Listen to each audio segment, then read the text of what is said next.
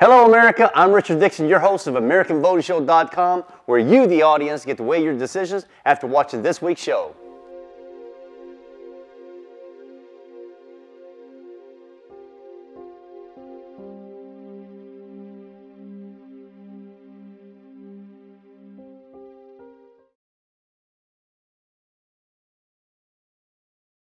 On today's show, we're going to be talking about tax loopholes for corporations. Now, do you know the difference between tax evasion and tax avoidance? Well, if you ask the Internal Revenue Service, tax evasion is highly illegal and people go to prison for that stuff. But tax avoidance is a very clever loophole designed for major corporations to be able to avoid paying huge sums of taxes.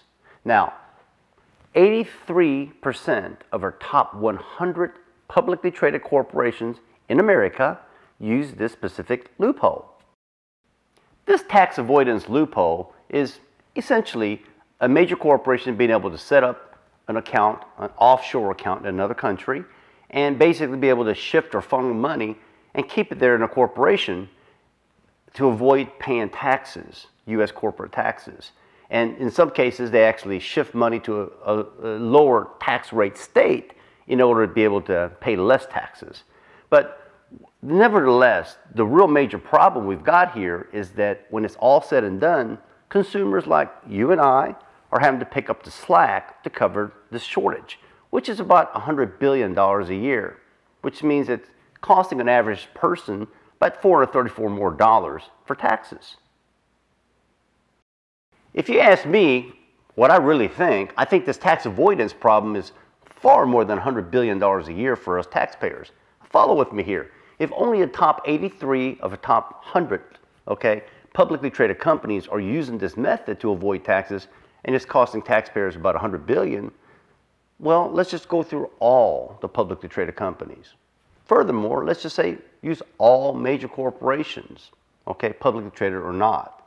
Now, again, this is just, understand, this is just one of the loopholes that they have actually for, be able to avoid taxes. There's accelerated depreciation. I mean, the list goes on, but it's a short show, so we're going to talk about, again, the tax avoidance issue only.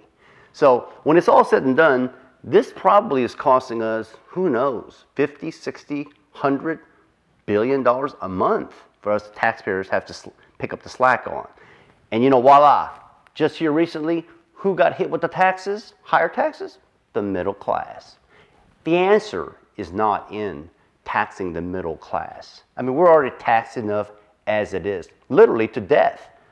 No one really thinks about this, but it's going to be an upcoming show about gasoline. If you realized how much taxes are involved in the price of gasoline per gallon, you'd be amazed. And again, it's the middle class, the people like you and I, going back and forth to work, so forth, while we still have jobs, that are using gasoline. So we're paying exorbitant amount of taxes anyways.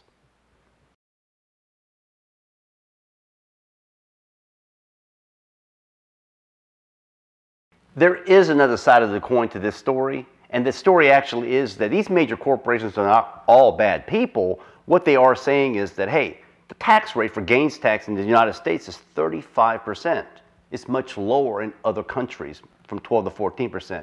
And for some of these major corporations that have to compete on an international level, the global scale, they're saying, hey, we've got to change some of the tax laws, in order for them to be more competitive. So this amount of money sitting in offshore accounts really isn't doing much benefit for the corporations and or the tax-paying citizens, which got to offset the losses, and or the Internal Revenue Service that's not getting the tax dollars. So there actually is a solution. But in the meanwhile, I went out to you, America, to see what your thoughts were. What are your thoughts about some of these corporations with their large tax loophole known as tax avoidance? Well, tax avoidance is perfectly appropriate.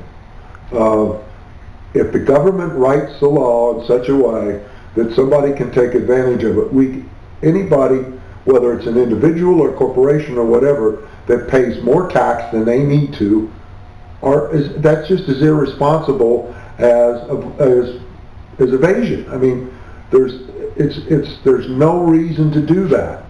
What the Congress needs to do is determine either close those loopholes. In my opinion, we'd be far better off with a flat tax, which would be simpler, but the lobby of the people that are involved in that system are not likely to let that occur. We got all these attorneys that are in Congress, and they're tied very strongly to the tax system, and all their friends that either have have cases that come up as a result of that. The CPA industry would just go bonkers over that. A national sales tax would be very good if we eliminated the income tax. Again, I doubt that that'll ever go through, but if we did, if it was a consumption tax, we would be able to secure income from all the consumers, and the hidden economy that goes on in the country with drugs, prostitution, illegal workers. Every one of those folks are spending that money consuming. And if that was taxed appropriately, we'd have more than enough money to take care of whatever we do. No, I take that back. Congress would figure out a way to spend it and spend more of it than there is. Here's my thoughts.